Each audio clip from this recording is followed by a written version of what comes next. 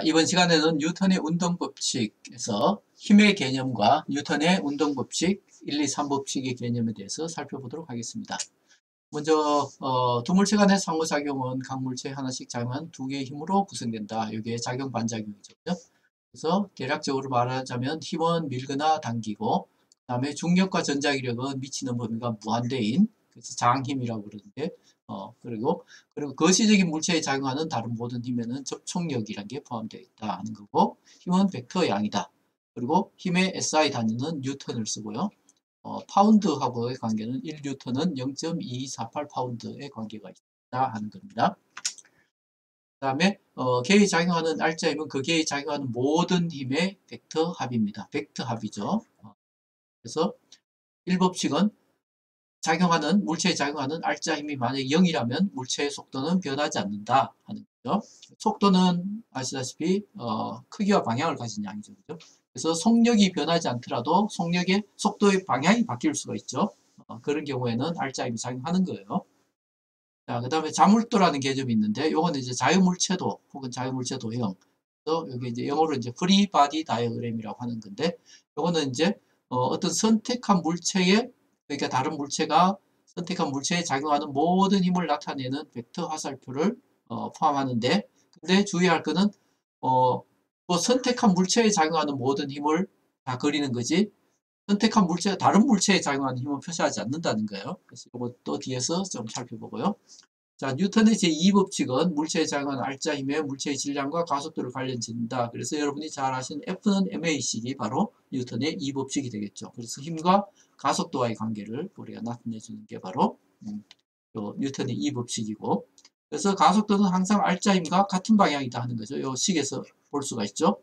그래서 평행 상태이든 아니든 뉴턴의 제2법칙과 연관된 문제는 힘과 가속도를 우리가 만약에 1차원이 아니라면 2차원이나 3차원이라면 X성분, Y성분, 또 G성분까지 이제 확대해서 이렇게 fx는 max고 fy는 may 이런 식으로 이제 고요.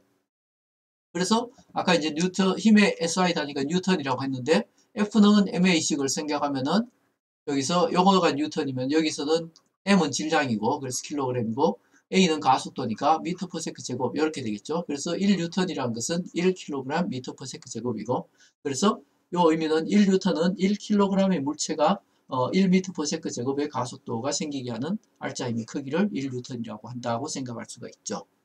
자, 그 다음에 뉴턴의 운동 3법칙을 보면은 두 물체 사이의 상호작용에서 각 물체는 다른 물체에 힘을 가한다. 이 두 힘은 크기가 같고 방향이 반대이다. 그래서 크기가 같고 방향이 반대다라는 것은 학생들이 많이 인지를 하고 있는데, 보면은 하나는 A가 B에 작용하는 거고, 그러니까 요 힘은 B에 작용하고 있는 힘이겠죠. 그러면 그 반작용은 뭐예요? B가 A에 작용하는 힘인 거죠. 그래서 크기는 같고 방향이 반대니까 이렇게 나타내는데, 요 힘은 어디 작용된다? A에 작용되는 거예요. 그래서 서로 상쇄되는 힘이 아니다라는 거예요. 그래서 그것도 다시 우리가 조금 더 자세히 살펴보겠습니다. 자, 상호작용과 힘. 그러면 물리적 상호작용. 그러니까 이 상호작용, 힘을 이제 우리가 상호작용, 왜냐하면 서로 이제 삼법칙에 의해서 서로 이제 주고받는 힘인 경우가 많기 때문에, 그래서 상호작용 또는 힘이라고 이제 같은 말이에요. 그래서 이 물리적인 상호작용, 물질의 행태라고 했는데, 여기서 이제 운동, 온도, 모양, 이런 것들 다 포함하는 거죠. 그래서 이런 것들을 변화시키는 것이 바로 상호작용 또는 힘이라는 거죠. 그래서 힘이라는 것은 물체를 빠르게 밀거나 당기는 것이고, 그래서 속도나 가속도처럼 벡터 양이다 하는 것입니다. 그래서 힘에는 이제 접촉력이 있고, 그래서 이 중력이나 전자기력 같이 먼 거리 힘이 있는데, 이런 거 말고 거시적인 물체에 작용하는 모든 힘을 우리가 접촉력이라고 부르는데, 원칙적으로 우리가 미시적으로 생각하면 모든 힘은 다 먼 거리 힘이에요. 그래서 실제로 이제 접촉이 일어나지는 않는다는 거죠. 그렇지만 우리가 거시적으로 생각했을 때는 우리가 접촉이 일어난다고 이제 볼 수가 있죠. 그래서 두 물체가 서로 접촉하는 동안에만 존재하는 요 힘. 그래서 우리가 발이 축구공에 접촉해 있을 때만, 그래서 여기 발이 있으면은 축구공이 이렇게 축구공을 차는 동안에 발이 접촉해 있는 동안에만 힘을 가할 수 있고, 일단 떨어지면은 더 이상 힘을 가할 수가 없죠. 그죠? 그래서 이런 힘들을 이제 접촉력이라고 한다 하는 거죠. 그래서 축구 선수가 발은 공에 접촉해 있을 때만 공에 힘을 가한다 하는 겁니다. 그다음에 그런 거 말고 우리가 기본적인 힘들은 다 장힘 혹은 먼거리 힘, 그래서 영어로 이제 필드 포스라고 그러는데 거시적인 그러니까 두 물체가 접촉하지 않아도 작용하는 힘, 그래서 중력, 전자기력 이런 것들이란 말이죠. 그래서 이러한 장힘, 필드라는 개념은 우리가 2학기 때 배울 이제 전자기 파트에서 많이 나오는 이름인 마이클 페러데이라는 유명한 과학자가 원격 작용과 관련된 개념의 어려움을 극복하기 위해서 장의 개념을 도입했다는 거죠. 그래서 전자기력을 이제 설명하기 위해서 도입했지만 결국 중력도 이제 같이 설명하는 거죠. 그래서 두 물체 간의 중력, 인력의 힘이고 혹은 전하가 다른 전하에 작용하는 전기력 혹은 자석이 작용하는 자기력 이런 것들이 다 먼거리 힘 혹은 장힘이다 하는 겁니다. 그래서 우리가 알고 있는 자연의 근본적인 힘은 모두 장입니다. 그래서 자연의 근본적인 힘은 보면은 원자 내에서 작용하는 강력이 있고 전하 사이에 작용하는 전자기력이 있고 그 다음에 방사선 붕괴를 유발하는 양력이 있고요. 그 다음에 물체 사이에 중력이 있습니다. 이 네 가지 힘이 이제 우리가 자연의 근본적인 힘이라고 혹은 근본적인 상호작용이라고 하는데 이것들은 이제 기본적으로 다 장힘이 되겠죠. 먼 그림. 그래서 이런 접촉력 보시면은 요 용수철 이렇게 매달아 가지고 이렇게 끌어당긴다면 이건 접촉해 있는 동안 아니면은 이렇게 줄을 끈다든가 아니면 축구공을 찼다든가 이런 것들은 접촉력이고 그 다음에 이렇게 중력과 중력 사이에 작용하는 만륜력 이런 것들이 장힘인 거죠. 마찬가지로 전하와 전하 사이에 작용하는 이 전기력 혹은 자석과 자석 사이에 혹은 자석과 다른 철 사이에 작용하는 이 자기력 이런 것들은 다 장힘이 되는 거죠. 자, 그러면은 이제 힘을 이제 측정할 수가 있어야죠. 왜? 힘의 개념이 물리학에서 유용하려면 힘을 측정하는 방법이 있어야 되겠죠. 그래서 SI 단위계에서 힘의 단위는 뉴턴이라고 하고, 그래서 1뉴턴은 0.248이거나 아니면 1파운드는 0.248 파운드거나 혹은 1파운드는 4.448 뉴턴이거나 하죠. 똑같은 이야기죠. 그래서 물체에 따라서 물체에 힘이 가해지면 물체의 모양이 변한단 말이죠. 그래서 이 모양의 변화를 이용해서 힘을 측정합니다. 그래서 여러분들이 초등학교 때 벌써 해봤어요. 어떻게? 용수철 저울로 해봤습니다. 그래서 용수철 저울이 여기서 힘을 많이 주면 많이 줄수록 어떻게 돼요? 용수철이 점점 더 늘어나죠. 그래서 용수철의 길이는 결국 뭐에 비례한다? 힘에 비례한다라는 걸 우리가 알 수 있죠. 그래서 늘어나는 길이는 힘에 비례한다라는 거죠. 그래서 용수철의 길이가 얼마냐를 보고 지금 가해진 힘이 얼마인지를 우리가 알 수 있다는 겁니다. 그 다음에 힘은 벡터량이다 하는 걸 절대 잊어서는 안 됩니다. 힘은 벡터량이고 그래서 두 힘이 만약에 작용할 때 각 힘의 방향에 따라서 대상 물체가 받는 알짜 힘의 크기와 방향이 달라진다는 거죠. 그러니까 두 힘이 이런 식으로 이제 받고 있다면 두 힘이 이제 합해지겠지만은 하나는 힘이고 이렇고 하나는 이렇다면 이제 서로 이제 빼야 된다는 걸 알 수가 있죠. 그래서 물체에 작용하는 알짜 힘이라는 것은 알짜 힘이 뭐라 그랬어요? 모든 힘이라 그랬어요. 모든 힘. 모든 힘의 합이다 그랬어요. 모든 힘의 합. 이 알짜인데 그 물체에 작용하는 외력의 벡터 합이다. 그래서 그림을 보시면은 만약에 F1이 이렇게 아래로 돼 있고 F2도 또 아래로 돼 있다면 이 두 힘을 합했을 때는 그냥 둘을 더하면 되겠죠. 그래서 만약에 F1에 의해서 1cm 늘어나고 F2에 의해서 2cm 늘어난다면 F1과 F2가 동시에 작용하면 이 두 경우에는 힘의 방향이 같기 때문에 그냥 산술적으로 더해주면 되죠. 그렇지만 만약에 F1이 아랫방향으로 작용하고 F2는 이 방향으로 작용한다. 그래서 얘가 10cm 늘어나고 얘가 20cm 늘어난다고 해서 그럼 이 두 힘을 동시에 작용했을 때 30cm 늘어났냐? 그건 아니죠. 3cm 늘어났냐? 그건 아니죠. 그래서 제곱을 해서 생각을 하면 2.24cm만큼 늘어난다 하는 걸 우리가 알 수 있는 거죠. 그래서 그렇게 되고 용수철의 변형을 이용해서 우리가 이제 힘을 측정하는 거고 이 힘을 가하면 용수철이 늘어나고 이 늘어난 길이를 눈금으로 읽어서 가해진 힘을 측정을 하게 되고 그 다음에 두 힘이 동시에 같은 방향으로 작용할 때는 각각의 힘을 합한 것과 같지만 단일 힘은 벡터이기 때문에 우리가 기본적으로 일반적으로는 이제 벡터 합을 해줘야겠다 하는 거죠. 그래서 아까 본 거고 이 각도까지 이제 계산을 하면은 여기다. 자, 그 다음에 뉴턴의 운동 법칙에 대해서 한번 살펴봅시다. 먼저 이제 아이작 뉴턴은 1642년에 태어나서 1727년에 돌아가셨는데 1642년은 사실은 이제 갈릴레오가 죽던 해이기도 해요.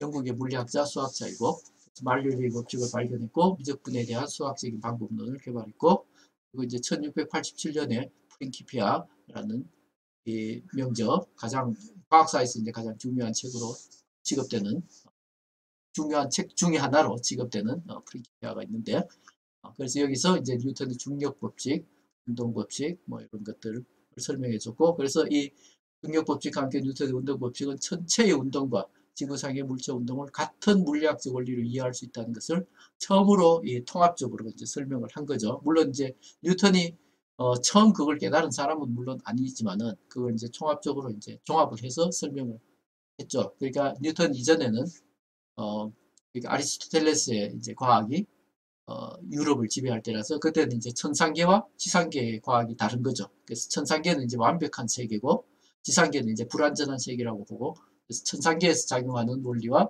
지상계에서 작용하는 원리가 다르다고 이제 생각을 했었지만은 뉴턴 이래로 천상계고 지상계고 다 똑같다는 거죠. 그래서 하나의 원리로 우리가 설명할 수 있다. 것을 말하는 거죠. 그래서 이제 뉴턴 이전에 아까 갈릴레오가 죽던 해에 뉴턴이 태어났다 그랬는데 뉴턴의 제1법칙은 사실은 갈릴레오가 먼저 이야기한 거예요. 그래서 갈릴레오가 실험을 통해서 보시면은 자 여기서 이제 공을 굴리면은 얘가 쭉 굴러가다가 이렇게 올라오는데 같은 높이까지 올라오더라는 거죠. 그래서 이걸 좀 멀리 해도 물론 이제 마찰이 이제 거의 마찰을 죽였을 때 이제 그런 거지만 굴리면 이제 또 같은 높이까지 올라오더라는 거죠. 그럼 만약에 얘를 갖다가 무한히 아주 길게 엄청나게 길게 해놓으면 얘는 같은 높이에 올라갈 때까지 계속 굴러갈 거 아니에요. 그죠? 그래서 그런 거에서 한 번 움직인 물체는 계속 움직임을 유지하려고 하는 성질이 있다라는 걸 갈릴레오가 먼저 깨달았고 그걸 이제 뉴턴이 일법칙으로 이제 갈릴레오를 사실 기념하기 위해서 그러니까 뉴턴의 제1법칙은 갈릴레오가 먼저 발견했다 혹은 확립했다라고 이제 보시는 게 맞고요.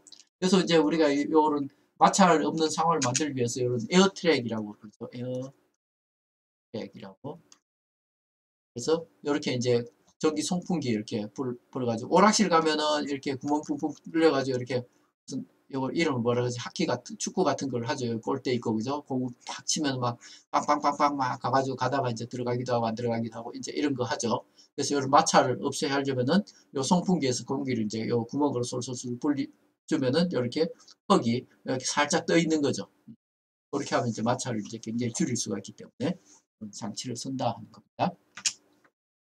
자, 그래서 1법칙은 우리가 정리를 하자면 관성의 법칙이기도 한데 관성의 법칙이라고 부르는데 자, 알짜 힘이 없다면 그러면은 그 물체는 일정한 속도로 동일한 방향으로 계속 운동한다 하는 거죠. 그래서 알짜 힘은 아까 이야기했지만 물체에 작용하는 모든 힘의 벡터 합이 알짜 힘이고 그래서 이렇게 이제 정의되는 거고 그래서 이 알짜 힘이 만약에 0이라면 계속 굴러간다 하는 거죠. 그래서 우리가 만약에 책상 위에서 책을 이렇게 툭 밀면 어떻게 돼요? 얘가 쭉 가다가 서죠. 이때는 왜 서느냐? 마찰이 작용한단 말이죠. 그래서 이 마찰이 알짜 힘이 작용을 하기 때문에 얘가 이제 서는데 만약에 아까 에어트랙 같은 경우에 아주 긴 에어트랙이 있다고 치고 그때 이제 이렇게 툭 쳐놓으면은 얘는 이제 에어트랙이 이게 되는 한 계속 굴러가겠죠. 그죠? 그래서 마찰이 없으면은 즉 알짜 힘이 작용하지 않으면은 이제 간다는 거죠. 그래서 왜 그 운동 상태를 유지하려는 그 성질을 이제 관성이라고 부른다 그랬어요. 그래서 외력이 만약에 이게 기차 사고가 나는데 이게 굉장히 유명한 사고인데 어쨌든 외력이 작용하지 않으면 정지 상태의 물체는 계속 정지해 있을 거고 움직이는 물체는 일정한 속도로 계속 움직일 거다 이거죠. 그래서 요러한 성질을 뭐라 그런다? 그걸 관성이라고 그런다 그랬어요. 그래서 그 관성 때문에 만약에 이 기차가 오다가 얘를 충분히 브레이크가 충분히 잘 작동을 안 하면 어떻게 돼 있어? 뚫고 이제 나오는 거죠. 이런 식으로. 자, 다음 중 옳은 설명은 어느 것인가? 자, 물체에 어떤 힘이 작용하지 않아도 운동이 가능하다. 가능하죠. 왜냐하면 일단 운동하고 있으면 알짜 힘 작용하지 않으면 그 운동 상태를 유지하는 거니까. 그죠? 그 다음에 물체에 힘이 작용해도 정지 상태를 유지하는 것이 가능하다. 가능한가요? 가능하죠. 왜? 만약에 알짜 힘이 작용해도 힘이 여러 개 작용해서 알짜 힘이 0이 된다면 정지 상태를 유지할 수가 있겠죠. 그 말은 A와 B가 둘 다 옳은 거죠. 그죠? A와 B가 다 옳다. 자, 한 물체가 다른 어떤 물체와도 상호작용하지 않으면 이 물체의 가속도가 0이 되는 기준틀을 관성틀 혹은 관성기준틀이라고 해요. 요거를. 그래서 관성틀에 대해서 등속으로 움직이는 모든 기준틀은 다 관성틀이에요. 그래서 지구가 태양 주위로 공전 운동하고 지구 축에 의해서 자전 운동을 하기 때문에 지구 자체는 사실은 관성틀이 아니에요. 그렇지만은 요 가속도, 그러니까 우리가 공전 운동할 때의 이 구심 가속도랑 자전 운동할 때의 이 구심 가속도가 중력 가속도 G에 비해서 매우 작기 때문에 무시를 하고, 그래서 근사적으로 우리가 지구와 지구상에 고정된 좌표계를 관성틀로 취급은 하지만 아주 엄밀하게는 관성틀은 아니다 하는 거죠. 자, 어쨌든 뉴턴의 제1법칙을 그 관성틀을 써서 다시 한번 나타내면, 관성 기준 틀에서 볼 때 외력이 없다면 정지에 있는 물체는 정지 상태를 유지하고 등속 직선하는 직선 운동하는 물체는 계속해서 등속 운동 상태를 유지한다. 그러면은 질량하고 관성하고 어떤 관계가 있냐? 관성이라는 것은 아까 뭐라 그랬어요? 운동 상태를 그대로 유지하려고 하는 성질을 관성이라 그러고, 그래서 이 운동의 변화에 대한 저항의 정도를 또 관성이라고 할 수 있어요. 그죠? 관성적이다. 우리가 뭐 그런 말을 일상적으로 쓰잖아요. 그죠? 관성 혹은 타성이라는 말도 많이 쓰지만은 비슷한 말이죠. 그래서 운동 상태의 변화에 대한 저항하는 정도, 저항하고자 하는 어떤 성질, 이런 걸 이제 관성이라고 그러는데, 이걸 이제 수치화시켜서 나타낼 필요가 있죠. 그래서 그걸 수치화시켜서 정량적으로 나타내고자 한 게 바로 뭐다? 그게 바로 질량이다 이거죠. 그래서 힘이 가해질 때 물체의 운동 변화에 대한 저항의 크기를 우리가 이제 질량이라고 정의를 하고, 그래서 질량이 크면 클수록 어떻게 되나요? 주어진 힘에 대한 운동의 변화 정도, 즉 가속도가 작아진단 말이죠. 그래서 질량의 SI 단위는 우리 킬로그램을 쓰는 거죠. 그래서 이 관성을 보면, 우리가 보면은 자동차 이제 안전벨트 같은 경우에도 평소에는 이렇게 이제 딱 써 있다가, 그러니까 안전벨트를 빼내는데 아무런 문제가 없다가 만약에 차가 갑자기 선다든가 하면은 이 큰 상자가 요 핀 연결 부위에 이제 연결되어 있는 이 상자가, 얘는 이제 관성의 법칙에 따라서 가는 거죠. 차는 서지만은. 그러면 이제 이렇게 이제 딱 물리게 돼서 도로가 이제 안 돌게 된다 말이죠. 그러니까 안전벨트를 딱 잡아주니까 사람이 이제 이렇게 튕겨서 나가야 되는데, 얘가 딱 잡아주니까 안 튕겨서 나가는 거죠. 이런 식으로 이제 관성의 법칙을 이용하는 거죠. 자, 어쨌든 뉴턴의 이제 제2법칙으로 넘어가면, 관성 기준 틀에서 관측할 때 물체의 가속도는 그 물체에 작용하는 알짜 힘에 비례하고 물체의 질량에는 반비례한다. 그래서 가속도가 뭐에 비례한다? 힘에 비례하고 질량에는 반비례한다. 그래서 이걸 한꺼번에 쓰면은 어떻게 된다? 이렇게 이제 쓸 수가 있죠. A는 M분의 F라고 쓸 수가 있죠. 그래서 이거를 갖다가 다시 비례상수를 1로 그냥 두고 질량 가속도 힘의 관계인 뉴턴의 제2법칙을 수학적으로 표시하면, 이걸 이제 다시 쓰면 어떻게 된다? F는 MA라는 유명한 식이 나오는데, 자, 주의할 거. 이 F는 그냥 여러분들이 F는 MA라고 그냥 단순하게 외우는데, 자, 요거 이제 대학생이니까 조금 더 정교하게 생각을 하자면은, 자, 일단 이 F 파트는 알짜 힘이다 하는 거죠. 그래서 여기 시그마를 굳이 써놨고, 그 다음에 여기 F랑 A 위에 보면 지금 벡터 표시가 있죠. 그래서 이건 힘도 벡터고 가속도도 벡터라는 거예요. 그래서 그 두 가지 사실을 덧붙여야 되겠습니다. F는 MA 식에다가 여러분들 F는 알짜 힘. 그래서 알짜 힘 이퀄 MA예요. 알짜 힘만이 MA가 될 수 있습니다. 그래서 그걸 여러분들이 절대 잊어서는 안 되고, 그 다음에 이제 이것들이 벡터이기 때문에 각각의 벡터에는 성분이 있죠. X성분, Y성분, 3차원이라면 G성분까지 있을 테니까 이 식은 하나의 식이 아니라 사실은 이 세 개의 식이다 하는 거죠. 3차원 같은 경우. 그래서 SI 단위는 아까 이야기했지만 1N은 또 뭐랑 같기도 하다. 1kg m/s 제곱이기도 하다. 자, 그래서 질량이라는 것은 아까 물체의 속도의 변화를 거스르는 경향, 그 관성, 그걸 관성이라고 하는데, 그거를, 그 경향의 정도를 나타내는 물질의 속성, 정량적으로 나타낸 걸 우리가 질량이라고 정의를 합니다. 그래서 말하자면 질량과 같은 힘이 미쳤을 때, 지금 보시면은 질량과 가속도가 반비례 관계에 있죠. 이렇게 지금 M2분의 M1은 A1분의 A2 이렇게 돼 있으니까, 그죠? 그래서 반비례 관계에 있다, 그죠? 그래서 질량은 물체가 가지고 있는 고유 속성이고 주위 환경과 그것이 측정하는 절차에 무관한, 왜냐하면 고유 속성이니까. 그래서 질량은 스칼라 양이고 보통의 산술 법칙을 따르고, 근데 이제 질량하고 무게하고 서로 이제 거의 비슷하지만 서로 다른 양이다.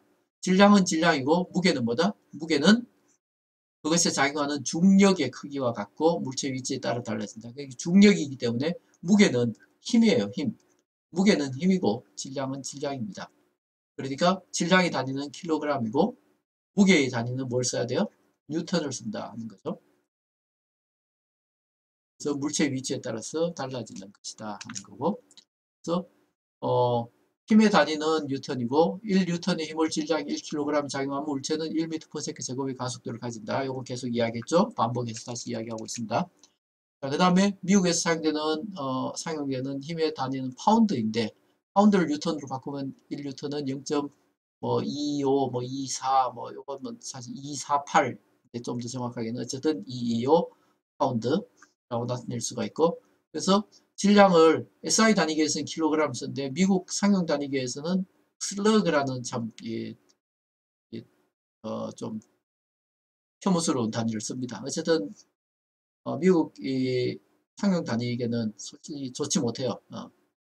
우리나라에서는 거의 안 쓰니까 사실 크게 신경 쓸 필요는 없으나 여러분들이 미국이나 영국으로 유학을 간다든가 했을 때 특히나 이제 이 공학 쪽에 있다면은 피할 수가 없는 단위이기 때문에 여기에 대한 언급 자체는 이제 한번 해놓고 지나가자 이거죠. 자, 가속되지 않는 물체가 있다. 다음 중 이 물체에 대한 설명으로 틀린 것은 가속되지 않는 물체가 있다. 가속되지 않는 물체니까 A가 0인 거죠. 자, A가 0이라는 말은 자, 우리가 F는 MA식에서 A가 0이에요. 그 말은 무슨 말이에요? R자임이 얼마라는 거예요? R자임이. R자임이 0이라는 거예요. 여기 F는 R자임이라고 그랬죠. 그래서 R자임이 0이다. 그러면 R자임이 0이기 때문에 물체에 단 하나의 힘만이 작용하고 있으면 R자임이 0이 될 수 있습니까? 없습니까? 없겠죠. 단 하나의 힘만 작용하는데 R자임이 여러 개의 힘이 작용해서 서로 이제 상쇄하면은 이것들 다 더했을 때 0이 되면은 R자임이 0이 될 수 있어요. 아니면 힘이 아예 작용을 안 하거나. 그렇지만 하나의 힘이 작용했을 때는 R자임이 0이 될 수가 없죠. 그래서 R자임이 물체에 단 하나의 힘만 작용하고 있을 수는 없어요. 그럼 B 같이 물체에 어떤 힘도 작용하지 않고 있다. 이거는 가능하죠. C 물체에 여러 힘이 작용하지만 모두 상쇄된다. 이것도 가능하죠. 이것도 가능하고 이것도 가능해요. 그래서 A가 틀린 것이다 하는 거죠. 자, 바닥이 없는 마찰이 없는 바닥 위에 정지하고 있는 물체를 델타 t 시간 간격 동안 일정한 힘으로 밀어서 물체의 속력이 B가 되겠다. 그러니까 자 델타 t 시간 동안에 속력의 변화가 뭐예요? B잖아요. 그죠? 이게 가속도죠. 그죠? 그래서 어떤 힘을 가해가지고 얘가 질량이 있겠죠. 어떤 물체가 있으니까 질량이 있을 거니까 F는 ma 이렇게 되는데 어떤 질량 같은 물체에 어떤 힘을 작용했더니 가속도 A가 나오는데 이렇게 이제 나오더라는 거죠.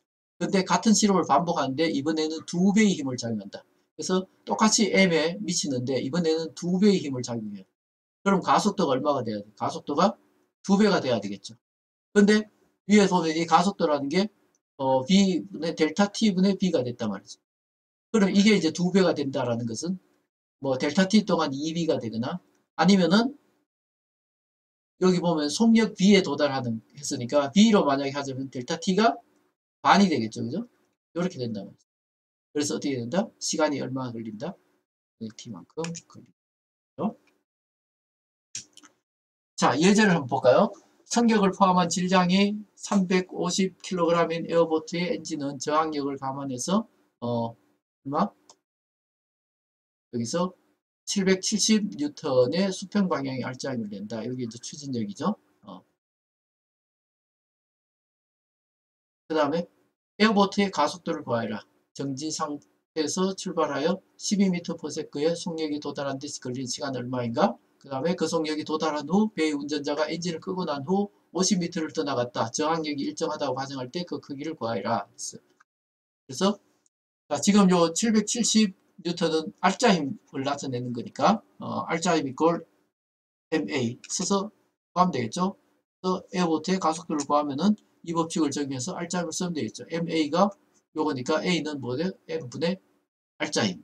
그래서 350kg 분의 770이니까 계산하면 2.2m/s 제곱의 가속도를 가지더라. 자, 그 다음에 12m/s의 속력이 도달한 데 걸리는 시간. 그러면은 우리가 B는 B0 플러스 AT. 그래서 이 시간을 구하면 되겠죠. 나머지는 다 아니까, 그죠?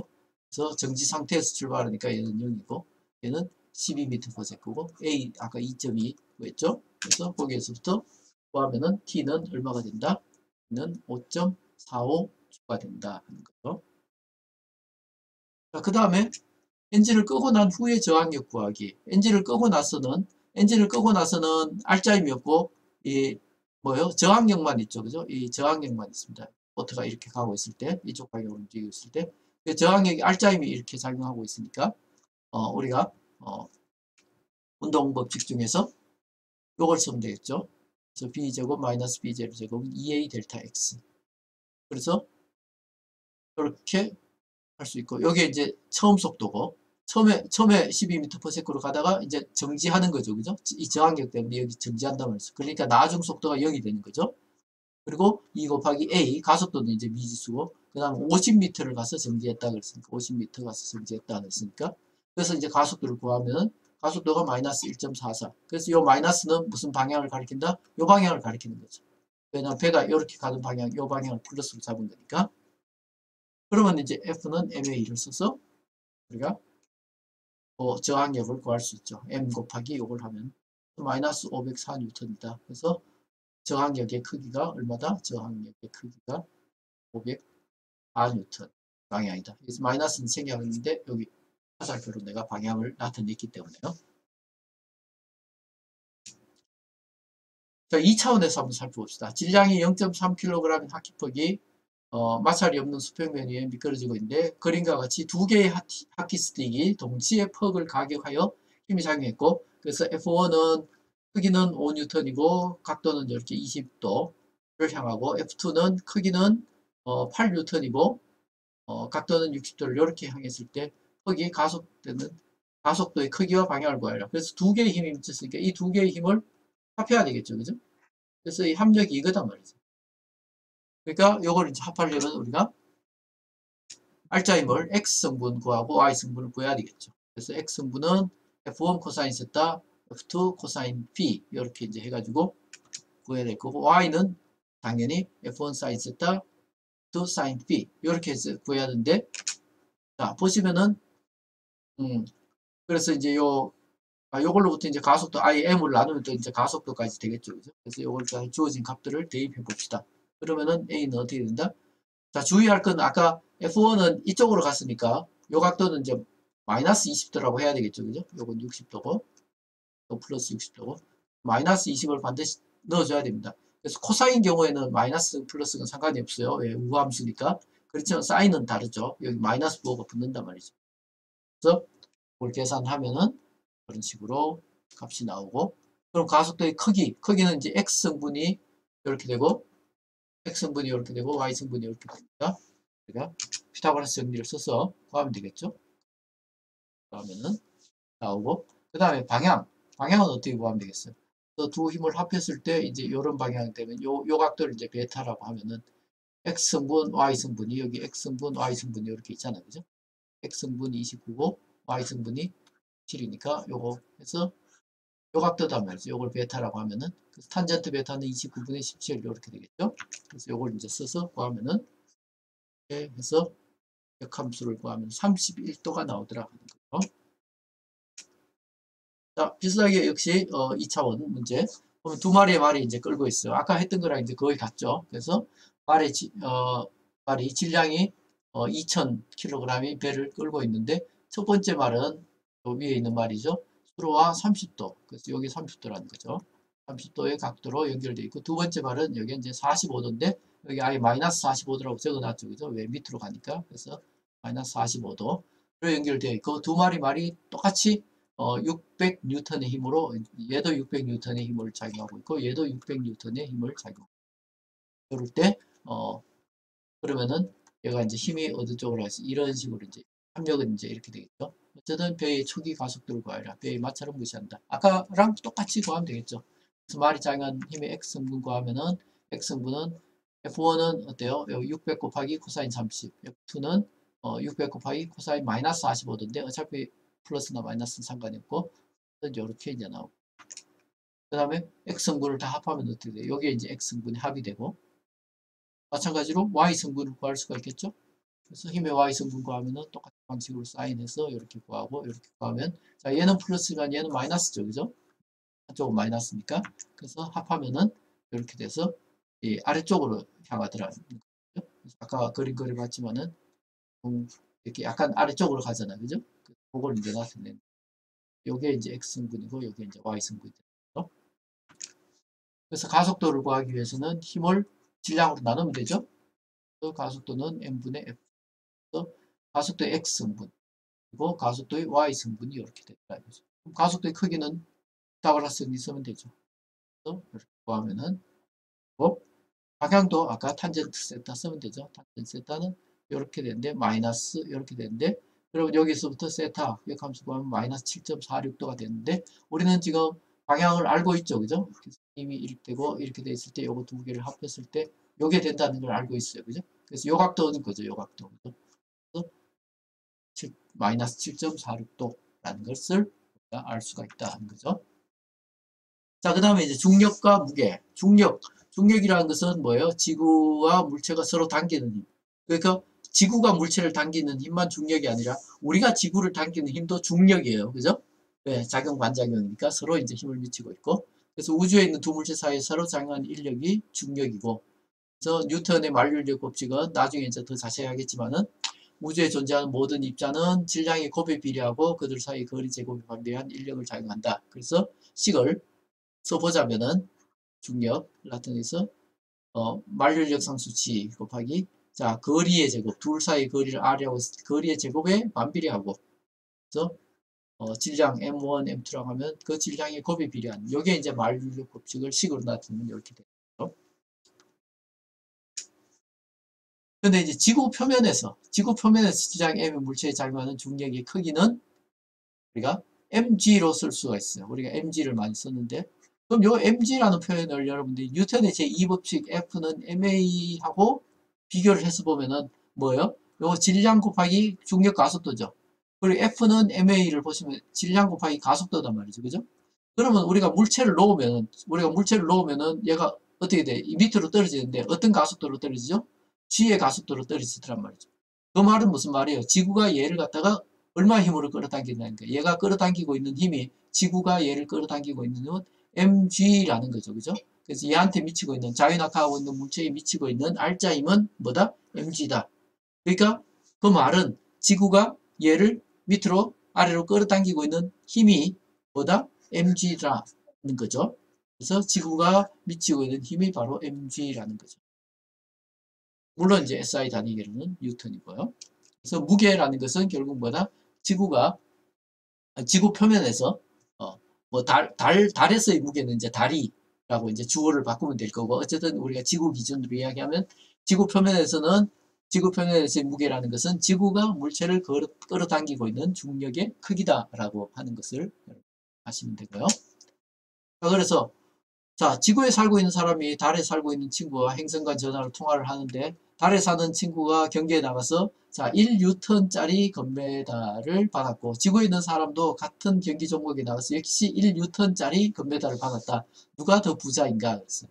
자 보시면은 자 무게니까 W는 mg단 말이죠. 그죠?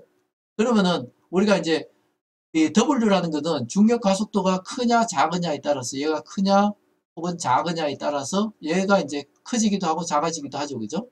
근데 질량은 뭐예요? 질량은 고유한 속성이라고 그랬으니까 얘는 변하지 않는단 말이죠. 그래서 어떤 값어치, 그래서 메달의 값어치는 결국 질량에 비례하겠죠. 금메달을 받아도 같은 금이라도 질량이 큰 게 더 하겠죠. 그죠? 무게가 아니라. 그러면은 지구 보세요. 지구에서는 중력 가속도 C가 9.8, 그죠? 근데 달에서는 어떻게 되죠? 지구가 이게 이제 달에서의 중력 가속도는 달에서는 지구의 6분의 1 정도 된단 말이죠. 그러니까 중력 가속도가 훨씬 작아요.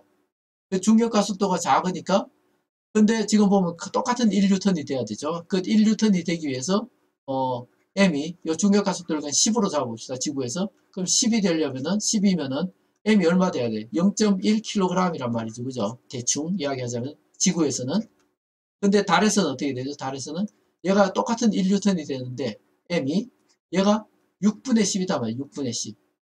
그러니까 얘가 얼마가 돼야 돼? 10분의 6kg이 돼야 되는 거죠. 즉 0.6kg이 된 거의 대충 이야기하자면 그래서 6배나 무거운 거죠. 6배나 말하자면 질량이 크단 말이죠. 그래서 달에 있는 사람이 훨씬 더 부자가 되는 거죠. 같은 금을 받아도.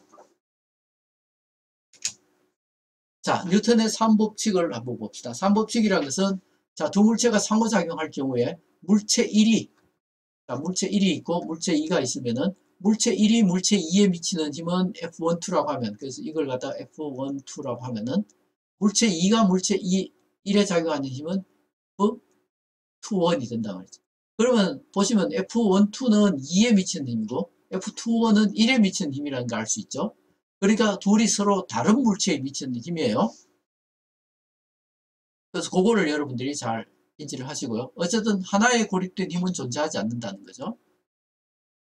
그래서 반드시 짝으로만 존재한다 하는 거고 그게 이제 작용 반작용 쌍이라고 우리 이야기하는데 어쨌든 작용력의 크기는 반작용력의 크기는 같고 방향은 반대가 되는 거죠. 여기서도 이제 그림에서 나타냈지만 크기는 같지만 방향은 항상 반대다.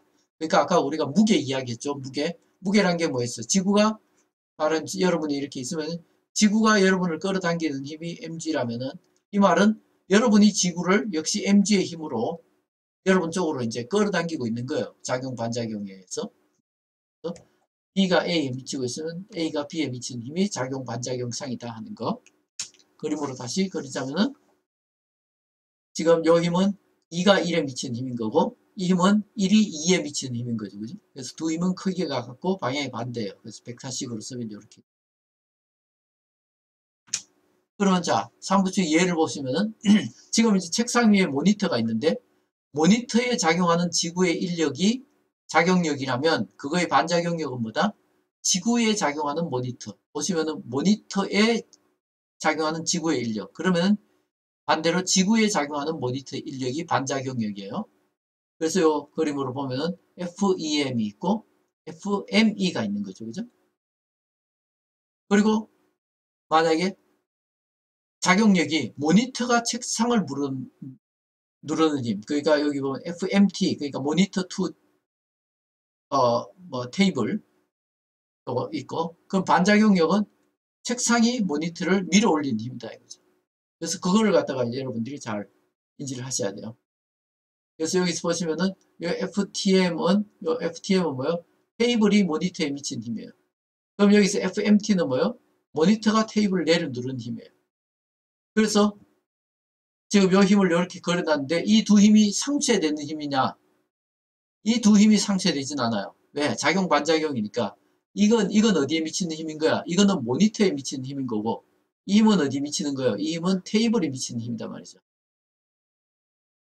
근데 그럼 상쇄된 힘은 뭐냐? 모니터에 작용하는 지구의 인력하고 모니터를 책상에 밀어 올리는 힘하고 이게 이제 모니터에 작용하는 힘인 거죠. 그래서 모니터만 만약에 여기다 그리면은 자, 모니터에 미치는 힘만 생각해 보자 이거죠. 작용 반작용력이 아니라 모니터에 미치는 힘은 뭐가 있어요? 지구가 모니터를 끌어당기는 요 지구의 인력 있죠. 그래서 EM이라고 이제 해놨죠. Earth to Monitor. 그 다음에 책상이 모니터를 밀어 올리는 힘. 요거 있죠. FTM. 요거 있죠. 그죠? 이 두 힘은 누구한테 미치는 거예요? 모니터한테 미치는 거예요. 그런데 두 힘이 서로 크기가 같고 방향이 반대예요. 그러니까 상쇄돼서 R자 힘이 있다 없다? 없죠. 0이죠. 그죠? 그래서 근데 이제 이 두 힘이 서로 작용 반작용 쌍이냐? 그거는 아니다 말이죠. 왜? 이 두 힘이 다 모니터에 미치고 있으니까. 작용 반작용 쌍이 되려면 어떻게 돼야 됩니다. A와 B 사이의 작용 반작용 쌍은 A에 미치는 힘, 그러니까 B가 A에 미치는 힘과 A가 B에 미치는 힘, 요 두 힘이 작용 반작용인 거죠. 그거를 여러분들이 절대로 있으면 안 됩니다. 그래서 뒤에 다시 그림을 그리면 모니터가 받는 힘만을 고려하면 이렇게 된다. 이렇게. 그래서 요거는 지구가 모니터를 끌어당기는 힘, 요거는 테이블이 모니터에 미치는 힘. 그래서 두 힘이 이제 서로 크기가 같고 방향이 반대이기 때문에 모니터가 정지해 있다 이거죠. 자, 그러면은 지금 이제 이런 식으로 이제 화살표를 그려서 모니터에 작용한 힘만 이렇게 그리니까 이해하기가 쉽죠. 그래서 이러한 그림을 우리가 뭐라 그러냐? 자유물체도. 영어로 이제 Free Body Diagram. 그래서 FBD라고 이제 줄여서 하기도 하는데, 어쨌든 자물도라고도 하고 뭐 하는데, 어쨌든 물체에 작용하는 이제 R자임을 찾아내는 도구인데, 자물도를 그리기 위해서는 간단한 방법으로 물체를 그리라. 간단하게 그려야겠죠. 이걸 갖다 막 정묘하게 그 물체를 그리느라고 시간을 다 보내면 안 될 테니까 간단하게 그리고, 그리고 그 물체에 작용하는 모든 힘을 나타내라. 아까 모니터에 있었으면 모니터에 작용하는 힘을 그리면 돼요. 그래서 모니터에 작용하는 힘이 두 개 있었어. 모니터가 작용하는 다른 힘은 신경 쓸 필요 없어. 왜냐하면 모니터에 작용하는 힘이 아니기 때문에. 그래서 모니터에 작용하는 모든 힘을 나타내고, 그래서 나타내는 힘들이 모두 다른 물체가 관심의 대상인 물체에 작용하는 힘인지를 다시 한번 확인을 하시고, 그러면 이제 물체에 하는 모든 힘을 나타내는 벡터 화살표를 이렇게 딱 그리고 나면은 이제 자유물체도가 그려진 거죠. 지금은 이제 모니터가 운동하지 않고 정지해 있으니까 관계가 이제 좀 더 간단한데 알짜임 0인데, 이제 나중에 뉴턴의 운동 법칙에서 보시면은 요 자물도만 잘 그려도 이제 문제를 쉽게 풀 수가 있단 말이죠. 자, 파리가 매우 빨리 달리는 버스의 전면 유리창에 부딪혀서 이제 터지는 경우 많죠, 그죠? 그럴 경우에 더 큰 충격력을 받는 것은 어느 쪽인가? 자, 유리창에 이제 파리가 와가지고 이제 부딪혔어요. 파리가 와서 꽝 부딪혔어. 그러면은 더 큰 충격력을 받는 거는 어느 쪽이에요? 그러니까 파리도, 그러니까 여기 파리, 유리 있으면은 파리 힘 받겠고 유리도 힘 받겠죠? 그러면 보시면은 이 파리가 받는 힘은 유리가 주는 힘이고 유리가 받는 힘은 파리가 주는 힘이에요. 그럼 둘은 뭐예요, 이게? 작용 반작용이죠, 그죠? 그러니까 둘의 크기는 같아야 되겠죠? 그러니까 같은 크기의 힘을 받겠죠. 그런데 더 큰 가속을 받는 것은 어느 것입니까?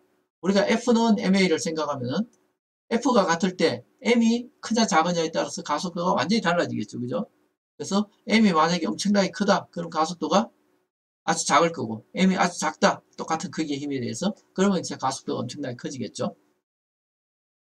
그래서 이때는 이제 파리가 이제 훨씬 더 큰 가속을 받는다. 자, 질량이 75kg인 남자와 55kg 여자가 얼음 위에서 스케이트를 신고 서로 마주보고 서 있다가 여자가 남자를 85N의 힘으로 플러스 X 방향으로 민다. 그러니까 여기 여자가 있고 남자가 있는데 여자가 이제 밀어. 여자가 플러스 X 방향으로 밀었어요. 그래서 남자가 85N의 힘으로 85N 힘을 이렇게 받겠죠. 그러면 작용 반작용에 의해서 여자도 반대 방향으로 85N의 힘을 받겠죠. 자기가 밀었지만은 자기도 반작용 힘을 받는단 말이죠. 동시에 받는 거죠. 그래서 각각 힘을 받을 거니까 남자의 가속도는 얼마인가? 남자가 받은 힘은 얼마예요? 남자가 받은 힘은 85N 어느 쪽? 플러스 X 방향의 힘을 받았고 여자는 어느 쪽? 마이너스 X 방향으로 85N 힘을 받은 거죠. 그럼 이제 여자의 가속도를 계산할 수가 있죠. 그래서 남자의 가속도를 보면은 제2법칙을 써서 F는 MA 해서 A는 M분의 F니까 75kg 분의 85N에서 1.13m/s 제곱으로 가는데 여자는 어때요? 여자에 작용하는 반작용력은 마이너스 85N. 왜? 마이너스 X 방향으로 힘을 받으니까. 그럼 요걸 쓰면은 가속도를 구할 수가 있죠. 그래서 가속도를 풀면은 어떻게 되는데 M분의 F 되니까 55kg 분의 85. 그리고 마이너스 5를 그대로 유지를 한다면, 왜냐하면 마이너스 X 방향으로 힘을 받을, 가속도 되니까. 그래서 마이너스 1.55. 그래서 똑같은 크기의 힘을 받더라도 자기의 질량에 따라서 가속도의 크기는 달라질 수가 있죠.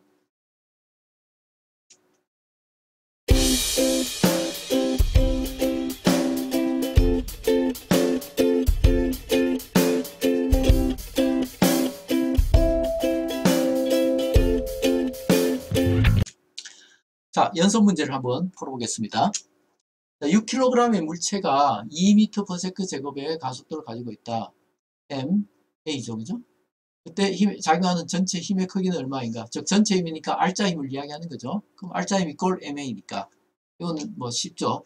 그래서 F는 MA, 그래서 12N의 힘을 받고 있다는 걸 알 수 있고, 만약에 같은 크기의 힘이, 즉 12N의 힘이 4kg에 미치면 작용할 때 가속도는 얼마인가? 가속도는 어떻게 돼요? M분의 F니까 4kg 분의 12 해서 3m/s 제곱. 물론 이제 유효 숫자 쓰자면 이제 3.0m/s 제곱이라고 써야 되겠죠.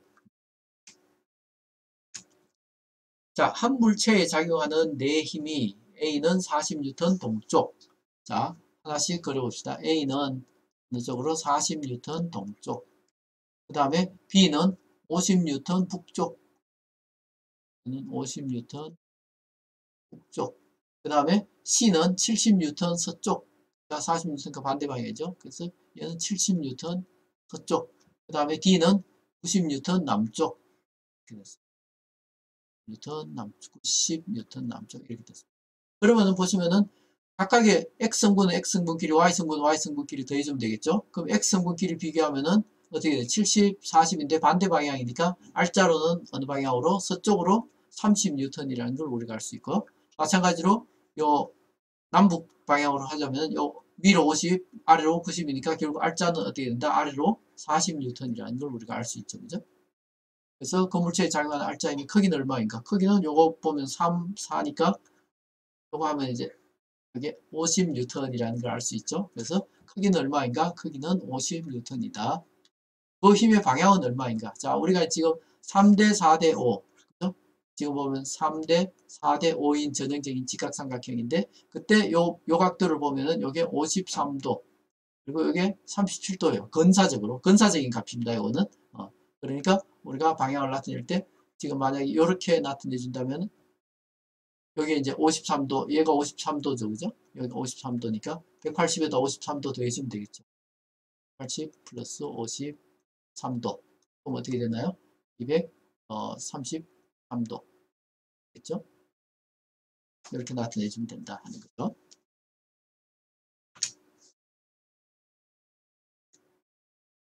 자, 물 위에 있는 배에 두 힘이 작용하고 있다. 여기 수식을 요거는 약간 오류가 나고 요거는 아닙니다. 물 위에 있는 배에 두 힘이 작용하고 있다. 하나는 프로펠러가 작용하는 2000N 힘이고 다른 하나는 뱃머리에서 물이 작용하는 1800N의 저항력이다. 그래서 추진력이 2000N이 이렇게 작용하고 있으면 저항력은 반대 방향으로 1800N이 이렇게 작용하고 있어요. 그럼 R자임은 얼마라는 거예요? 이쪽 방향으로 200N이라는 거죠. 그죠? 그래서 1000kg이 배의 가속도는 얼마인가? 이거는 이 법칙 쓰면 되죠. 간단하게. 자, F는 R자임은 뭐예요? 2000 빼기 1800 돼서 200N이 되고, 그죠? 그거 이퀄 MA인데, M이 얼마예요? 1000kg이니까 A에 대해서 풀었으면 A는 1000분의 2000 해서 0.2m/s 제곱이 되고, 그 다음에, 자, 정지 상태에서부터 출발하면 10초간 이동하는 거리는 얼마인가? 그랬어요. 10초간 이동하는 거리는 얼마겠어요? 10초간 x는 2분의 1 at제곱. 여기서 보면 초기 속도, 초기 위치 다 0이니까 2분의 1 at제곱만 쓰면 되죠. 그래서 2분의 1 at제곱 쓰면 10m 이동한다. 그러면 자, 10m 이동 직후의 속도는 얼마인가 그랬어요.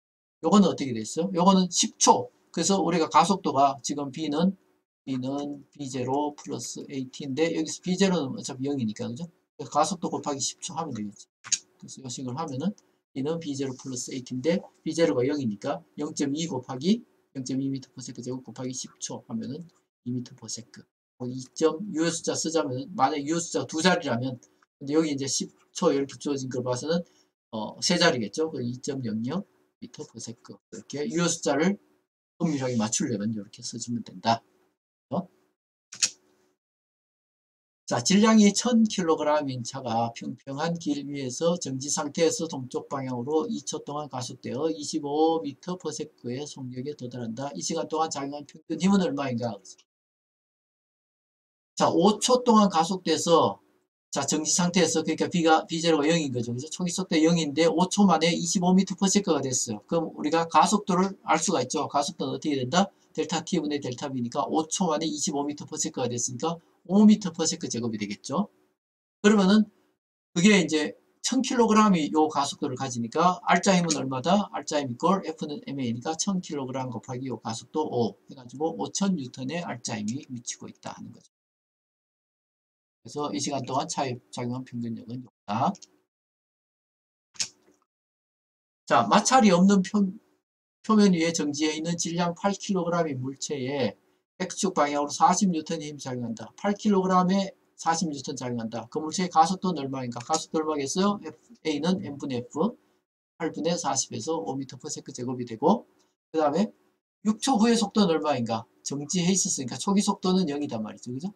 그러니까 E는 B0 플러스 8인데 얘는 0이니까 0이고 A가 얼마였어? 여기서 구한 거. 그 다음에 6초.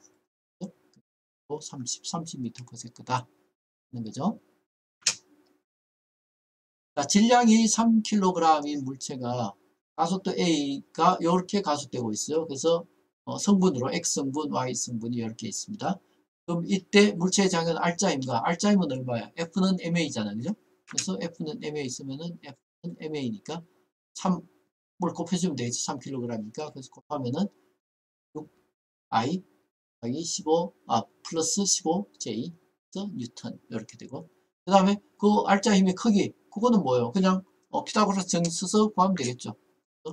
6의 제곱 더하기 15의 제곱 해서 루트 씌우면은 16.2 뉴턴이 되더라 하는 거죠.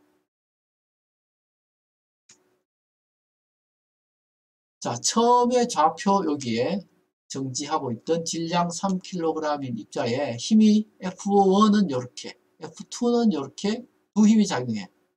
그럴 때 t가 10초일 때 입자의 속도 성분을 구하라 그랬어요. 먼저 R자 힘을 구하고 그 R자 힘으로부터 가속도를 알아야 되겠죠. 그래서 먼저 R자 힘을 구해봅시다. R자 힘은 두 힘을 더하면 되니까 각각의 X성분은 X성분끼리, 그래서 마이너스 6, 마이너스 3 더하면 마이너스 9가 될 거고, 마이너스 4 플러스 7 더하면 3이 될 거죠.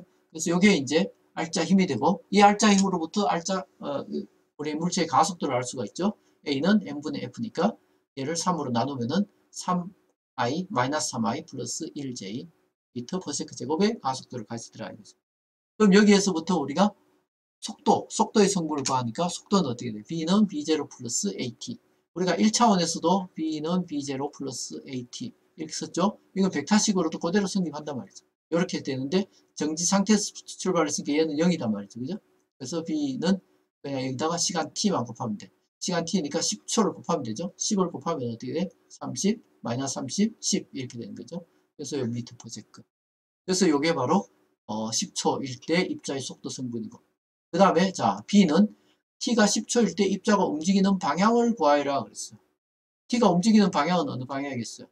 이거는 이제 얘가 이 속도 성분으로부터 여기에서 뭐 b를 그림으로 그려보면 어떻게 됩니까?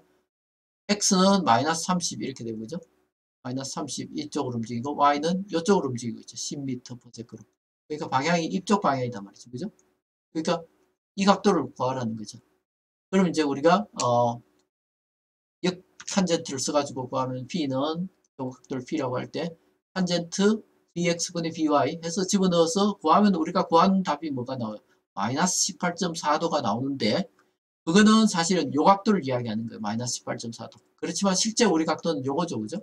그래서 180에서 18.4도를 뺀 각이 돼야 된다. 실제로는. 그래서 80에서 18.4도를 뺀 각. 그래서 162도. 162도. 여기서 여기까지 162도라는 거. 그래서 여러분들이 문제를 푸실 때 무조건 식에 넣어가지고 숫자 나오는 걸로 끝나는 게 아니라 물리를 공부할 때는 여러분들이 항상 그림을 그려봐야 돼요. 그러니까 내가 자꾸 그림을 그리는 이유는 여러분들이 이해를 돕기를 원하는 것도 있고, 여러분들이 이제 그걸 보면서 이제 흉내를 내라는 거죠. 그래서 항상 그림을 그리면 상황을 이제 파악하기가 쉬우니까요. 자, 그 다음에 처음 10초 동안 입자의 변위를 구하라. 변위니까 델타 1차원이면 델타 x 쓰면 되는데, 우리는 이제 지금 2차원이니까 델타 r이라고 일반적으로 쓰면은 델타 r은 어떻게 됩니까? 2분의 1 at 제곱이 되겠죠. 그죠? b0는 0이니까 없고 2분의 1 at 제곱이 되니까 요거 그냥 그대로 집어넣으면 되죠. a는 여기서 구했으니까. 그죠?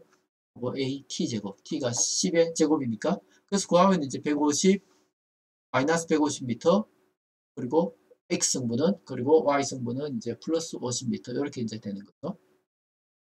그러면은 그 다음에 이제 뒤에 t가 10초일 때 입자의 좌표를 구하라. 좌표 자체는 이건 이제 변이고, 좌표 자체는 어떻게 돼? ri 나중은 어떻게 된다? ri 플러스 델타 r 하면 되죠. 그죠? 그래서 이 델타 r 여기다 구한 거에다가 요거 처음 좌표 요거죠. 요거 구하면 되죠. 그래서 마이너스 2 x승분의 마이너스 2 하면은 마이너스 152i 되고, 여기 y는 4 플러스 4죠. 그죠? 플러스 4니까 플러스 54j 미터. 그래서 이게 뭐다? 여기 바로 r 나중 10초일 때 위치다.